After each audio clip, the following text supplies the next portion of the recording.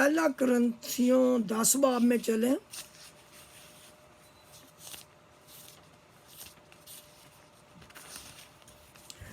तो तीसरी आयत है, ये मेरे ख्याल है पहली आयत से ही पढ़ लें, एक आयत से लेकर तो 4 आयत तक मेहरबानी से पढ़ लें।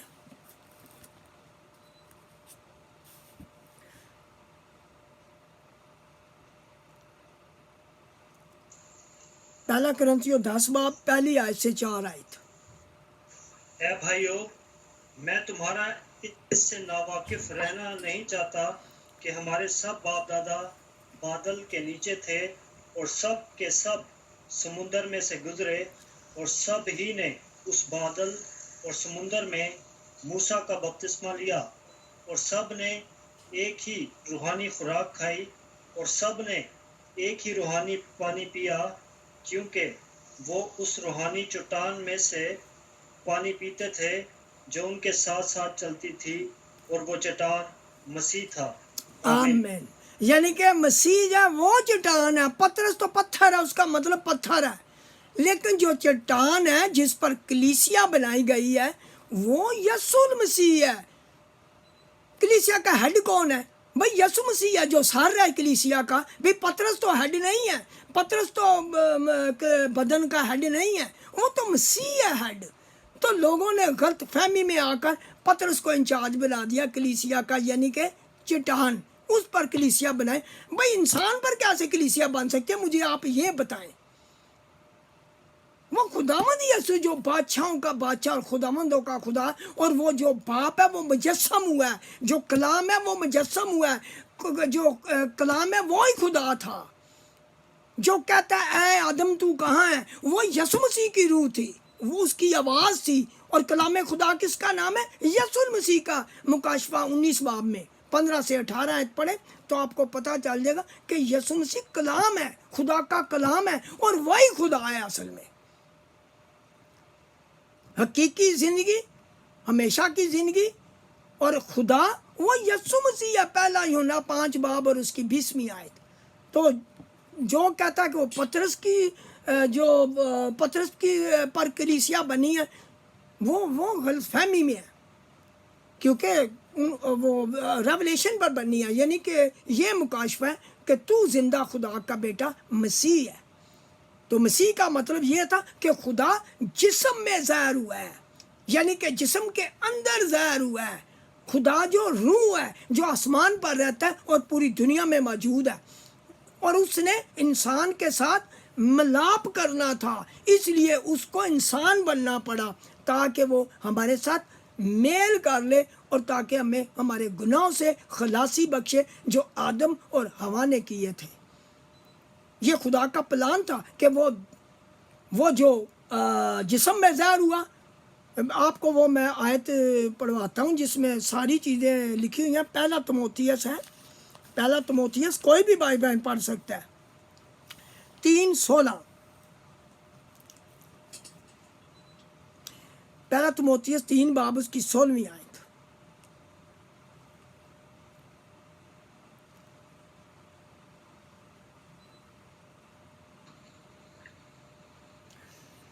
इसमें कलाम नहीं कि दीनदारी का भेद बड़ा है, यानी वो जो जिस्म में जाहिर हुआ और रूह में रास्तबाज ठहरा और फरिश्तों को दिखाई दिया और गैर कौमों में उसकी मनादी हुई और दुनिया में उस पर ईमान लाए और जलाल में ऊपर उठाया गया।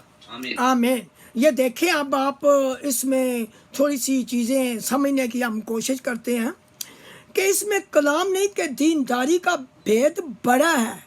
यानी दीनदारी का मतलब यह है कि जो मजहबी तौर से या जो मसीही ईमान है उसमें जब हम जिंदा रहते हैं, खुदावंद के इंतज़ाम के मुताबिक हम उसमें ज़िंदगी गुजारते हैं, दीनदारी का मतलब ही यही है।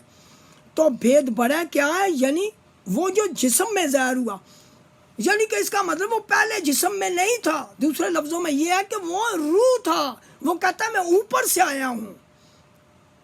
जीसस खुदावंद जो हमारा वो रूह था, पहले रूह था, लेकिन फिर वो जिस्म में ज़ाहिर हुआ,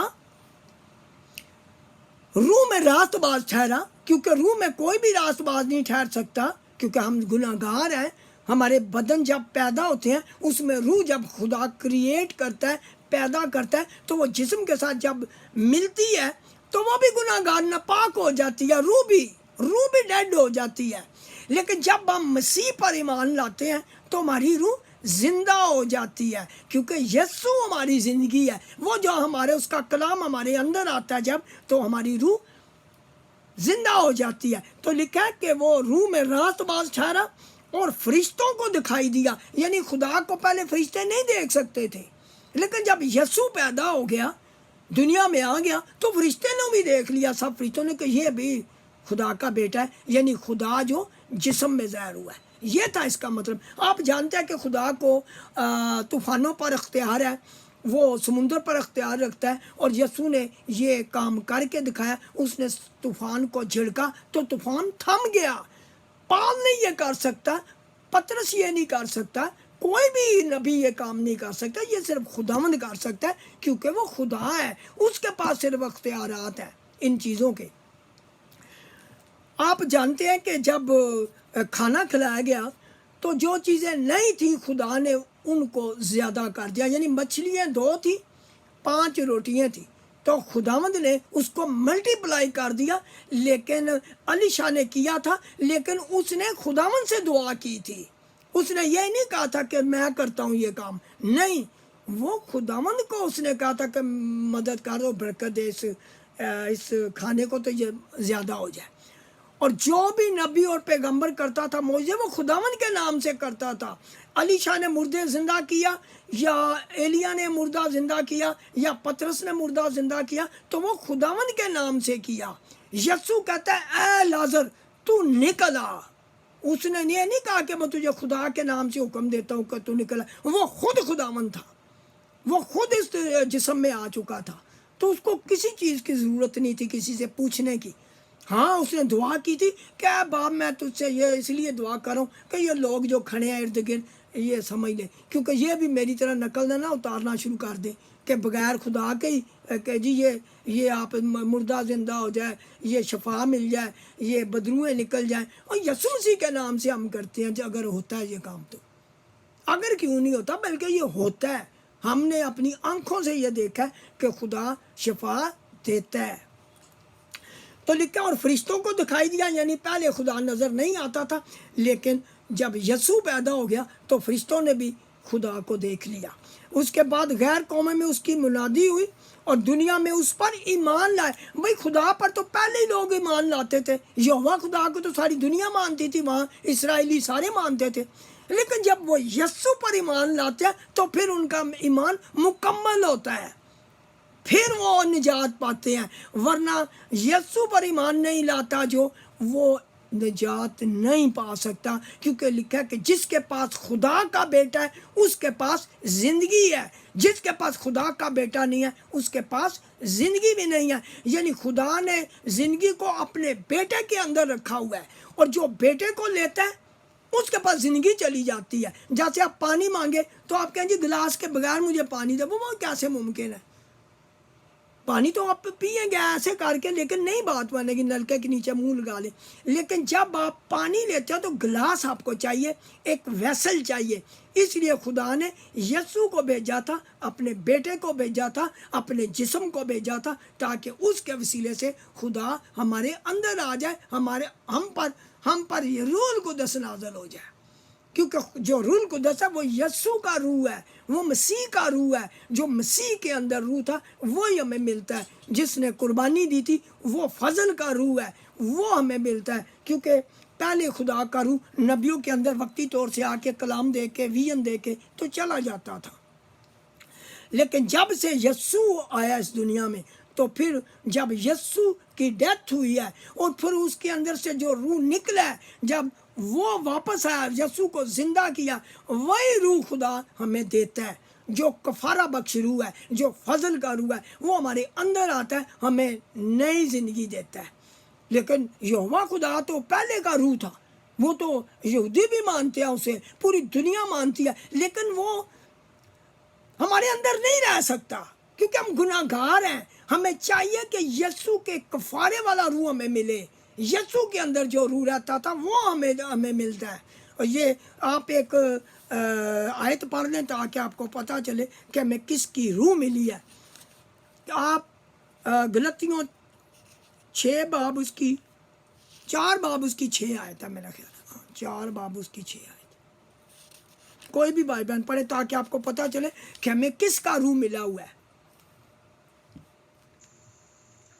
اور چونکہ تم بیٹے ہو اس لیے خدا نے اپنے بیٹے کا روح ہمارے دلوں میں بھیجا جو ابا یعنی اے باپ کہہ کر پکارتا ہے. آمین. آمین. یعنی کہ یہ بیٹے کا روح ہے. یعنی جو ہمارے اندر روح آتا ہے وہ بیٹے کا روح ہے. حالانکہ پطرس نے کیا کہا تھا, ہم وہاں چلتے ہیں جو خدا کے کلام جب شروع کیا گیا تھا تو وہ بات بتائی تھی کہ کون سا بپتسمہ ہم نے لینا ہے. یہ اعمال 2 باب میں آپ چلیں مہربانی سے.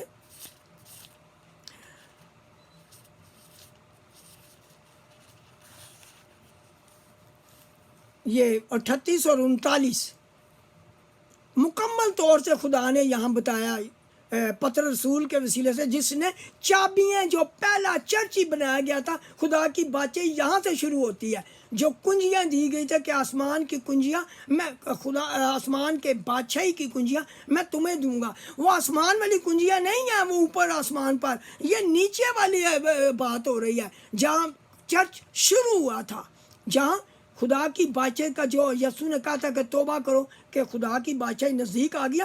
یہ یہاں بات ختم ہوئی تھی, یعنی کہ خدا کی بادشاہت کا شروع ہوا تھا. 38 آیت ہے اعمال 2 باب 38 اور 39 آیت.